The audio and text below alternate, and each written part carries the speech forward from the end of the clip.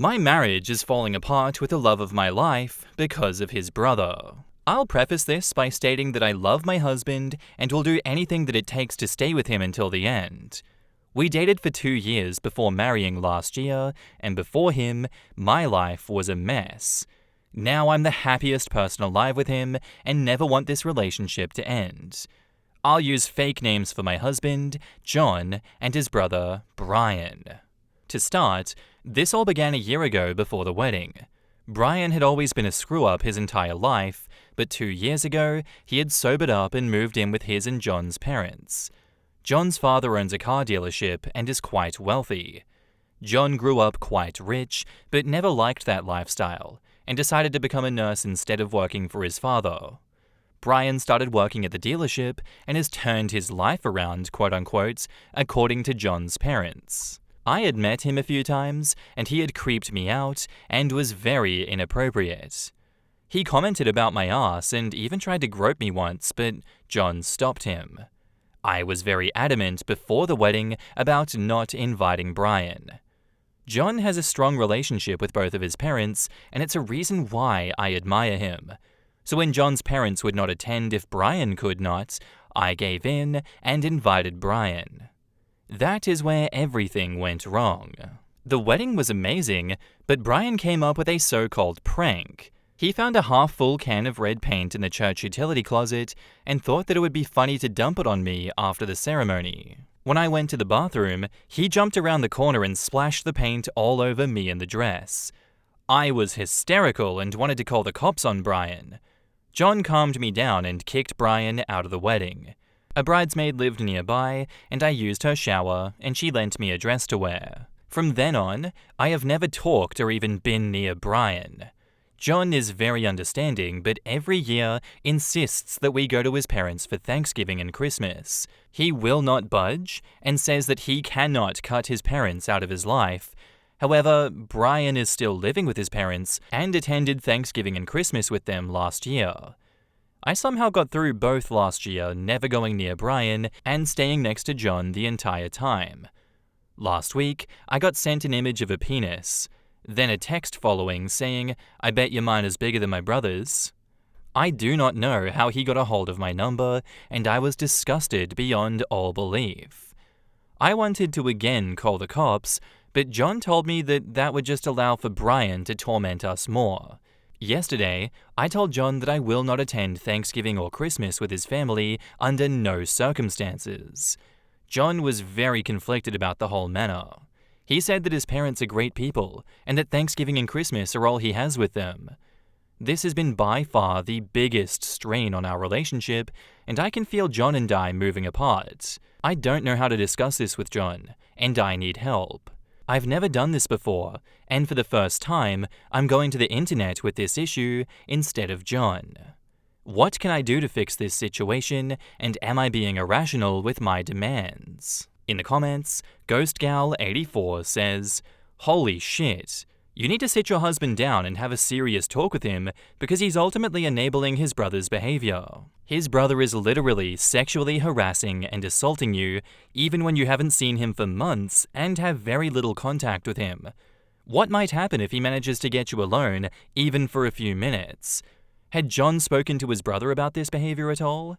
If they're not willing to handle it internally, you need to do what is best for you in case it escalates further, even including involving the police. And if your husband insists on holidays with his family over your safety, then he can go alone." And a side note, calling the cops will just allow Brian to torment us more? No, it won't. Your husband is either a dumbass or he lied to you on purpose so you would drop it. You should never have to see his brother again, Christmas be damned. And if his parents continue to defend him when they've been made aware of his latest behavior, well, fuck them too. Because that would clearly demonstrate that they don't care about you or their son's marriage. This is probably going to take some couples counseling because John is up his family's ass and he needs to fix his priorities. Forward the text to his mom and ask her if she's okay with her son treating you like this. Yup. There was a girl that did this on all of her platforms. Sent the D-pics that she got to their mothers. You're not being demanding to insist that you not be sexually harassed by your brother-in-law. That's a perfectly average request after all of the crap he pulled. Why not invite his parents to your place with the insistence that Brian stay home? I don't get how your husband isn't on your side after all of this. Brian has been nothing but shitty and inappropriate with you. If your in-laws won't acknowledge it, fine, but your husband? The family he's creating should be more important than the one that he was born into. He needs to find his spine and set boundaries with his family such that you don't have to spend time around Brian. If he can't, maybe he's not actually the man that you thought he was when you married him. Sit him down and have a real heart-to-heart with your husband about how it makes you feel that he's unwilling to stand up for you. How much it hurts that you are the target of his brother's gross behavior, but he still expects you to sit with that asshole at family gatherings like he hasn't been awful to you. Regardless, don't put yourself through going to his family's house this year. If he can't understand that, then you two aren't meant to be married anyway. You wouldn't be the first one to marry a person you thought was your everything, only to have him turn out to be a bad choice. Yeah, honestly, John is being a coward. John is an enabler.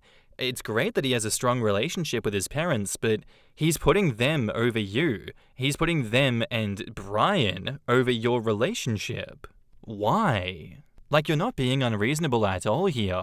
He sent you a dick pic out of nowhere. No one knows how he got your number. Why aren't you making more of a fuss about this? Why is John not beating Brian's head in with a brick for coming onto his wife so scummily? I know I would. If I was in John's shoes, being disowned should be the last thing Brian's scared of. You should be going and getting a restraining order against Brian, protecting yourself as much as you can from him, and going to some counseling with John and seeing if this relationship is worth staying in for your own safety. And now, on to the update 9 days later. To start, I want to preface this by stating that I didn't want to write an update on this. When I wrote the first post, I got angry at the first couple of comments that came in because of their drastic, unrealistic nature. No, I'm not going to divorce my husband because he won't stick up for me.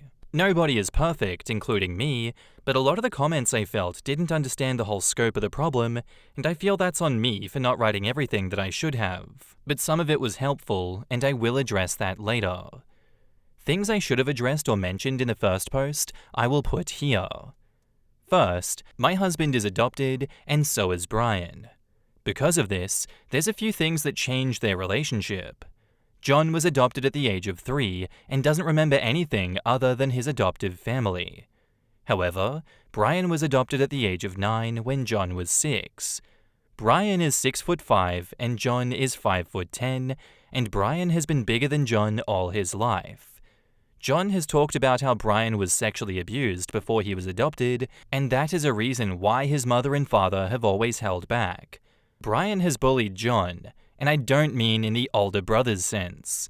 John does not talk about it much, but I get the feeling that Brian has done some fucked up shit to him. With that being said, after I calmed down from the first few comments the next day, I came back to the post to see that it had somewhat exploded. I read through the comments all day at work and wrote down some of the ones that I needed to listen to. After I got home from work, John and I talked for a long time, and then the next night and the night after that. What I discussed with him was the stress that his family has put on me. He by no means agrees with what his parents are doing or anything Brian has done. He opened up and did say that he felt that he was failing a bit. He teared up for a bit when he told me that he wished that he had done more about Brian at the wedding and that he does not expect me to come with him to his family's ever again. He's a very shy guy and does not like conflict. He said that he would find a way for him to just go by himself for Thanksgiving and that he would just skip Christmas this year altogether. But an important thing I wanted, after reading the comments, was for him to explain to his mother exactly why I was not coming.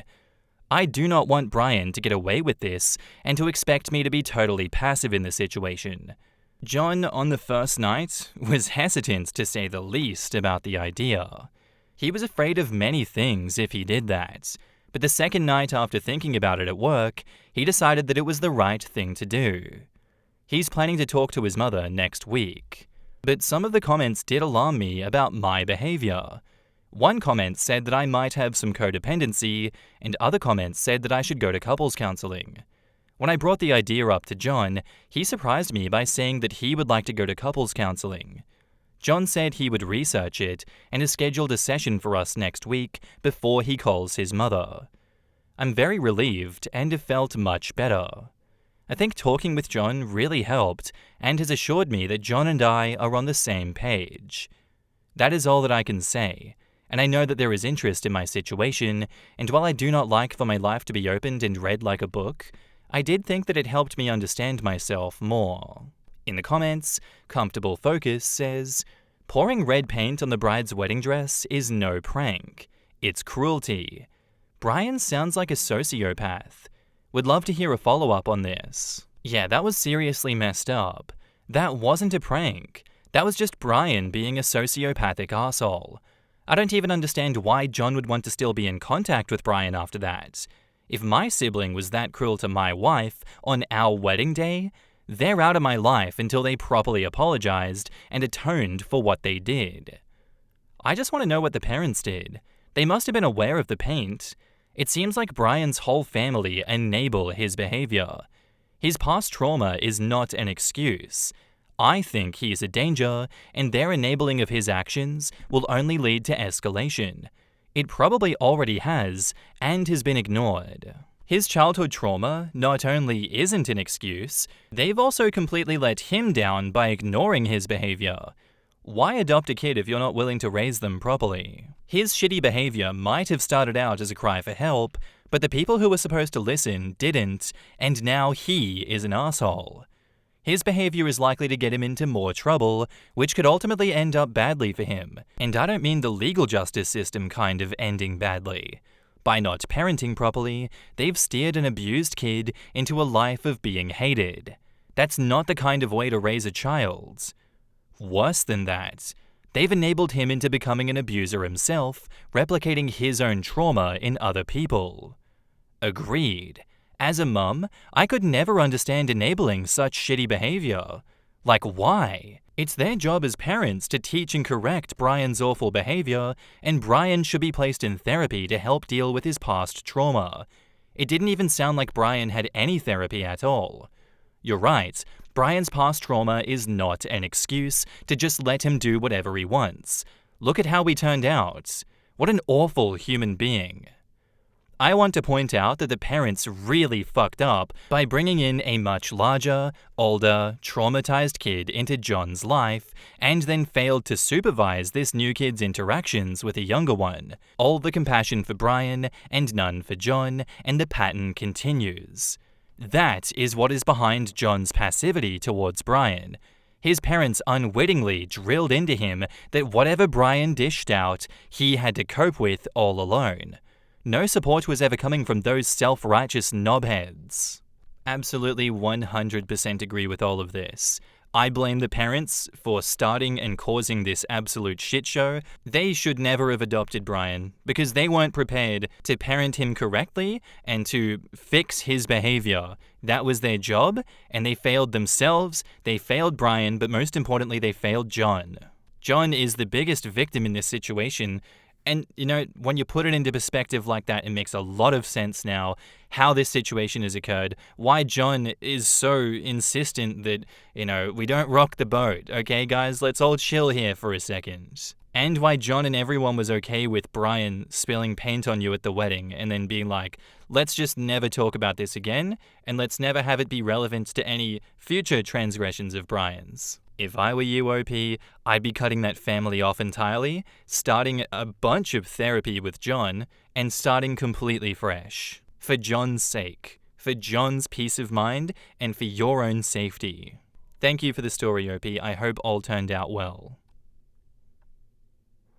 Our next post is by a deleted user, and it's titled, "Am I the asshole for dropping out of my sister-in-law's wedding party because I didn't want to cover up my tattoos? I, 25 female, was set to be a bridesmaid for my sister-in-law, 31 female, for her upcoming wedding. My sister-in-law can be a control freak and has the tendency to set expectations that are pretty unrealistic and inconsiderate at times. As you would imagine, that would apply to what she would request of her bridesmaids for her wedding. I know people have differing opinions when it comes to bridesmaids' dresses, but I'm someone who follows the opinion that the bride should have the final say as it is her day, especially if the bridesmaids' dresses are being paid for. However, regardless of who is paying, I also think brides should be mindful that if they want everyone to wear the exact same dress, it would be respectful to check if everyone is comfortable with certain styles, especially if there are people in the group who might dress up a little more modestly. In this specific situation, all the bridesmaids had to pay, which I obviously didn't mind. Here's the thing. My sister-in-law asked her 3 closest friends first, and already decided on the same dress for everyone to wear together before she asked me. I had no expectation that she would ask me, so I had no idea what they picked. If there's one thing you should know, is that I dress pretty modestly, especially at church since it's a church wedding. The dress they picked out was pushing my personal comfort level. It was a lilac chiffon, one-shoulder, floor-length dress with a slit that goes way above the knee, basically up to where most of my upper thigh would be exposed. I didn't want to make a big deal over it because they had already decided on it together, and since it's what my sister-in-law really wanted, I kept my concern to myself. I low-key wish that we all decided together, especially since there were 3 more people, including myself, that were not asked to be bridesmaids until after. Even though the dress wasn't within my modesty standards, I still decided to go along with it because I didn't want drama and just wanted to make her happy.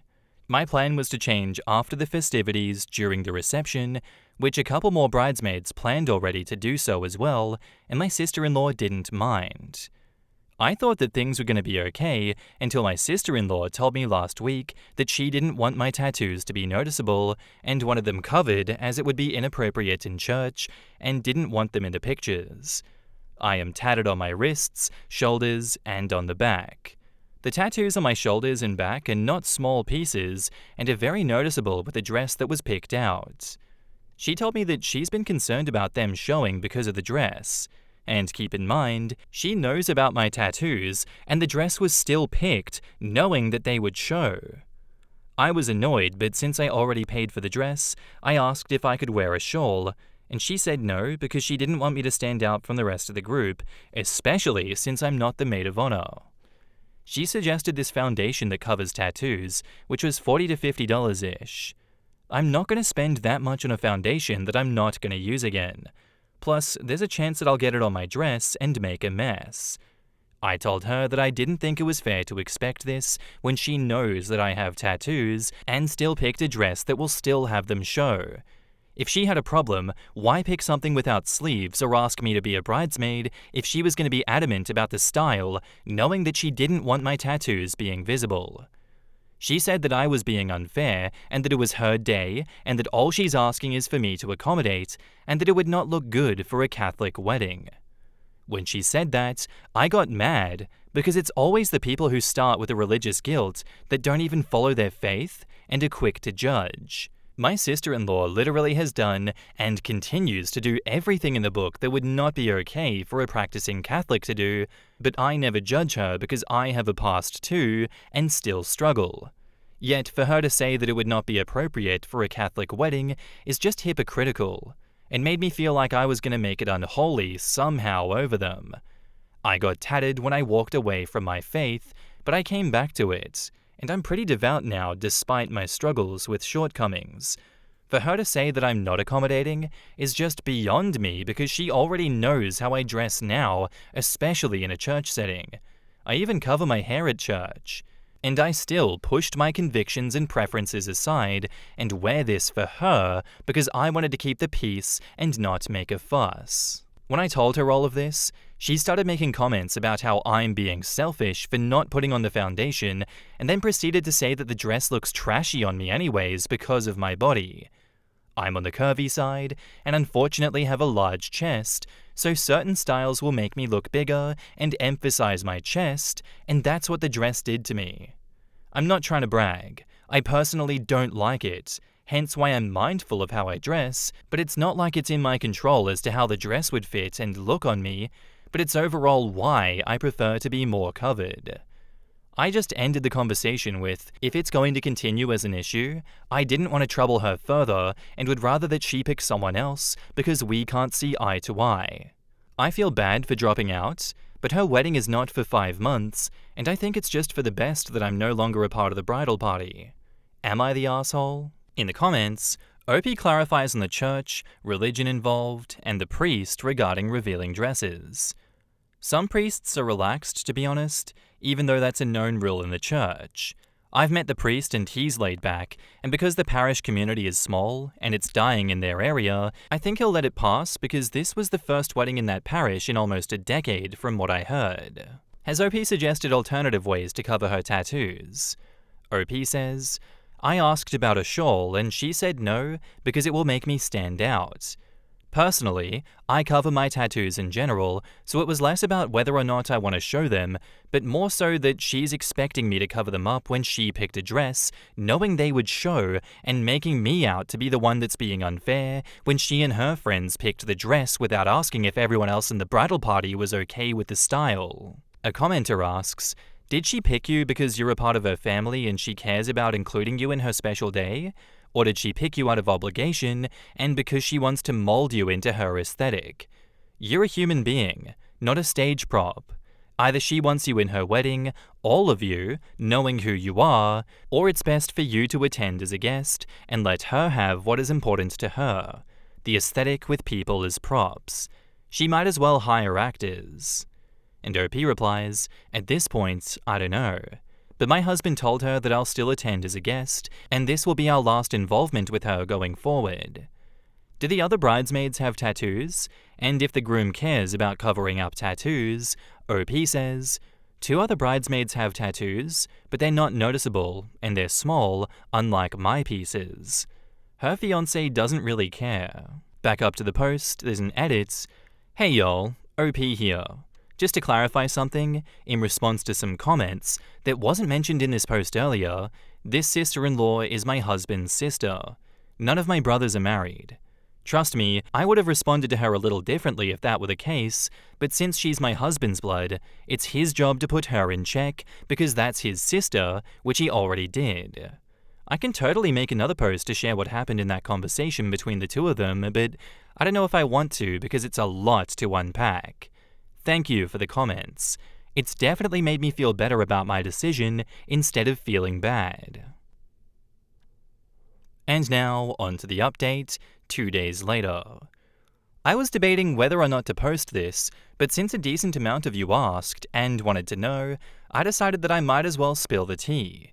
For all of you equally chismoso people like myself. Spanish person detected. Before I dive into my husband confronting her, I should provide some background on my overall experience with my relationship with my sister-in-law.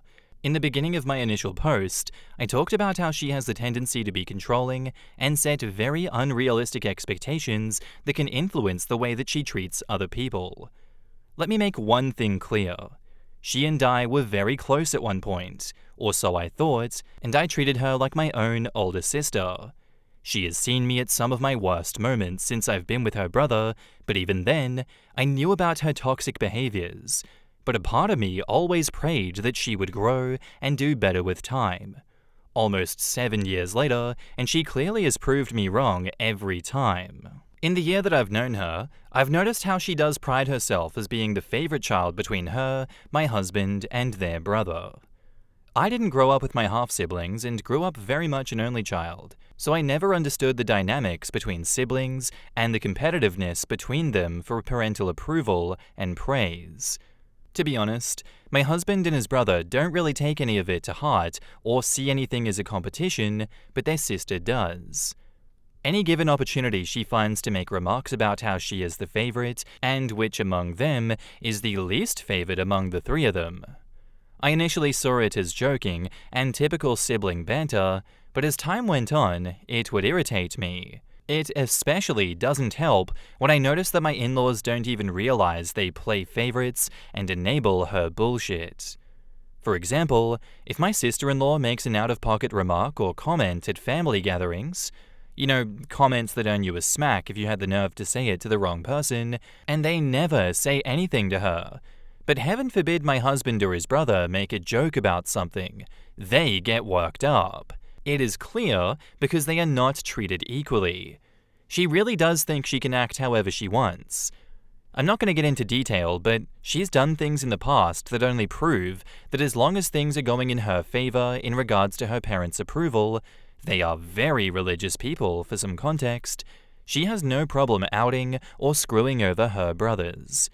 My husband has kept a lot of her dirty secrets, and in a moment of vulnerability where he trusted her, she turns around and tells my in-laws everything so she can look like the older sibling who cares enough to tell their parents what is going on with him, even though she has done worse that would piss off my in-laws.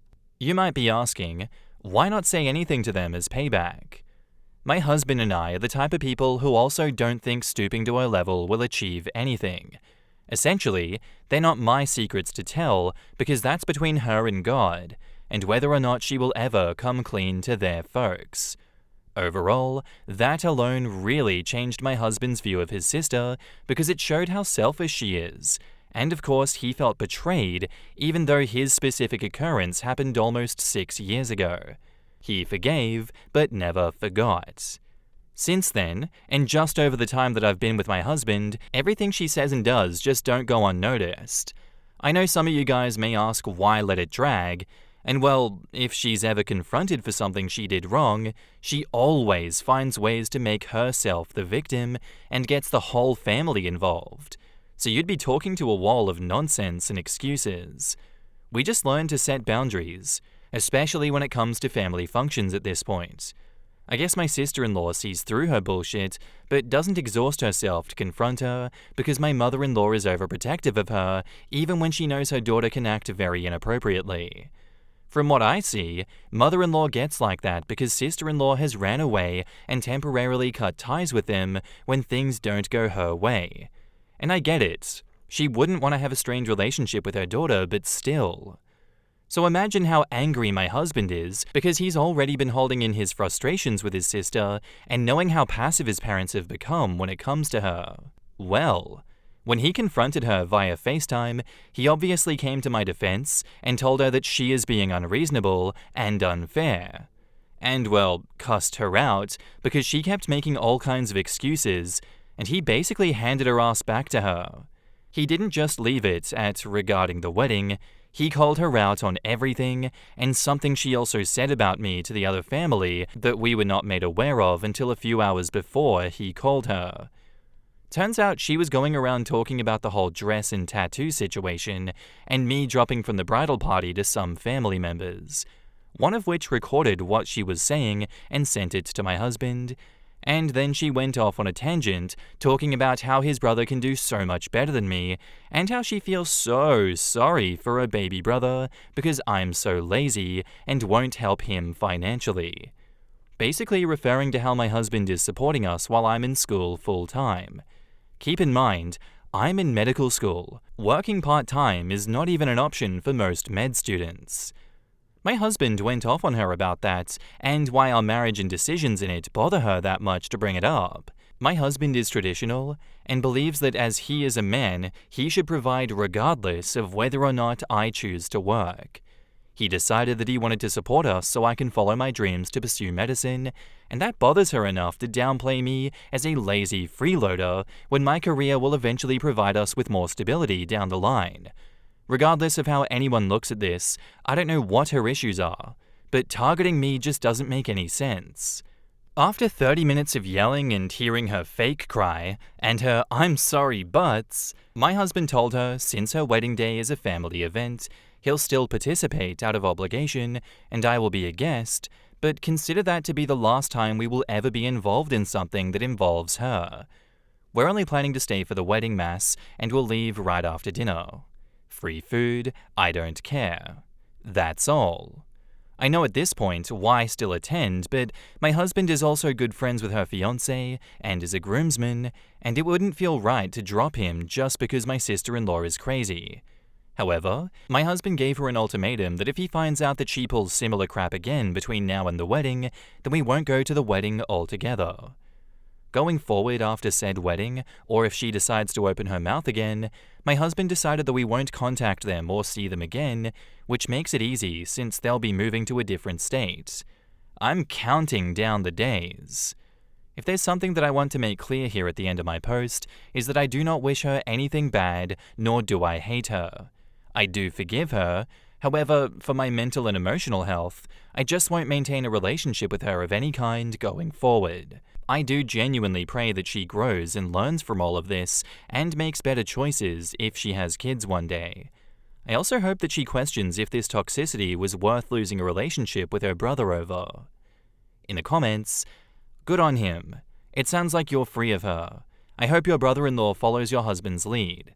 Be prepared for mother-in-law and father-in-law to react. Best of luck to you and your husband. And OP replies, thank you. And oh well, if they get mad, I don't really care, because they also play a role in how she turned out, but then again, that's on my husband to put his blood in check if they react badly. And someone says that OP should have her husband talk with his parents about his sister's behavior.